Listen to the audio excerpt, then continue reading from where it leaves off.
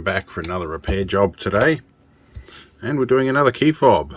I did the partner to this a little while ago. It turned out to be a button problem, so this one has come in for button replacement as well. So let's get this open. Now these are usually relatively easy to open. We can pop that out. Then we poke the whole unit out like that. Take the rubber away. We'll give all that a clean in a bit, and we separate the battery, which is easier said than done sometimes. Okay, now fun fact about these, this little leg across here, these are usually two short legs, so in other words they are connected to each other, and the bridges across the two sides here. This leg here forms part of the circuit, and sometimes in these switches, as happened with the other one, this link broke, which disconnected the common circuit for all the buttons. So if the lock button goes, all the others don't work. So we're going to rip these three buttons off, give it a clean up, and put new ones on. Okay, let's zoom in a bit. Now we've got our heat gun going here, and I've got to untangle it. It can be very easy to disturb other components when using a heat gun. So last time I knocked off this little resistor on here on the previous one and had to put it back on again. Gonna get this nice and hot. Smells like an ironing board right now. There we go, the guys are off.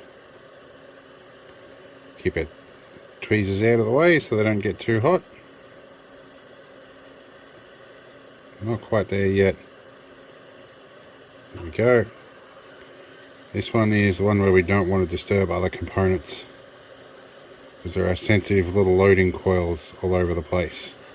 Alright, there's our switches off. Now we have a bag of fresh switches, courtesy of China. And we can get 3 of these guys out. We'll be doing well. I didn't want that many, but we'll go with it. Alright, next step is a little bit of fresh solder paste. Got a little syringe full of the stuff here. Just going to take the tiniest little dob out of the end of the syringe here. Well, that's actually a huge dob, so it's way more than we need. Just going to touch a little bit onto each one of these, just to freshen the solder up a bit. Keep in mind that you guys can see that better than I can. That's like about 10 times too much on that pin.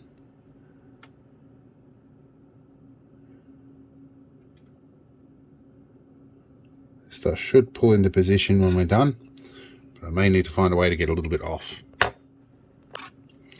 Alright, we've got a little bit off. Now we're going to go in with our tweezers. We're going to just drop our component in here gently. I may need to use 2 tools at once here. Flip this guy over like a turtle stuck on its back. Stick you in, flip you over again. This is the tricky bit, is maneuvering these in position. This is where a pick and place machine would be nice. Alright. I'm hoping that solder paste pulls back by surface tension. Alright, now we get some hot air onto it.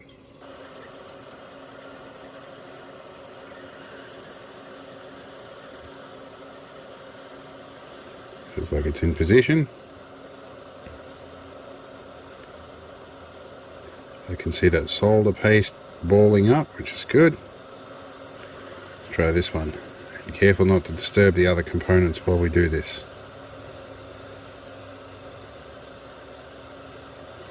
And my tweezers are getting warm. Right, that should be pretty much in position, although this one looks a little bit high. I'll have a look at it up close in a minute. Yep, that third one wasn't in position at all.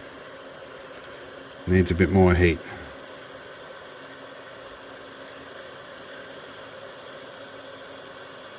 Okay, that feels like it's bonded. We'll give it a few minutes to cool off. Alright, things look like they're bonded pretty well. Now we'll give it a clean up and a test run. Now I'm going to use some electronic cleaning solvent.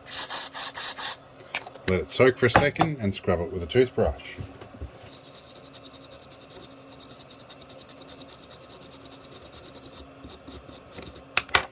Looks like a bit of old rubber that's come off it. I'll get the blue tack off the back of this in a second, and we'll do a test run.